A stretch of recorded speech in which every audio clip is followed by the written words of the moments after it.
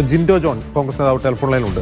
ജിൻഡോ, ഇത് ഒരുതരം തന്ത്രപരമായ നീക്കമാണ്. പാർട്ടി പ്രാഥമിക അംഗത്തിൽ നിന്ന് നീക്കുക, അതുവഴി ഒരു ഉപതെരഞ്ഞെടുപ്പ് സാധ്യത ഇല്ലാതാക്കുക, വേണമെങ്കിൽ ഉപതെരഞ്ഞെടുപ്പ് സാധ്യത ഇല്ലാതാവുന്ന ഒരു ഘട്ടം വന്നാൽ വേണമെങ്കിൽ MLA സ്ഥാനത്ത് നിന്ന് മാറ്റാം, അങ്ങനെ ഒരു ആലോചനയാണോ ഉണ്ടാവുന്നത്?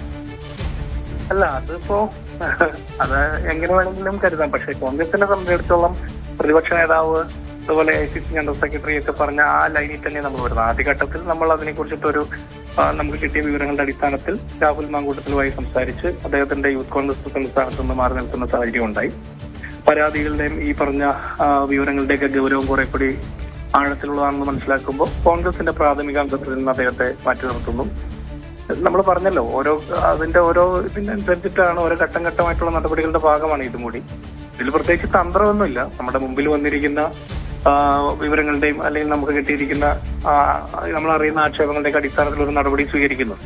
എടുക്കപ്പെട്ട് ഒരു MLA നമ്മൾ രാജിവെപ്പിക്കുന്ന ഒരു സാഹചര്യത്തിലേക്ക് പോകേണ്ടതുണ്ടോ എന്നുള്ള ഡിബേറ്റും ഇതെല്ലാം നടക്കുന്നുണ്ട്.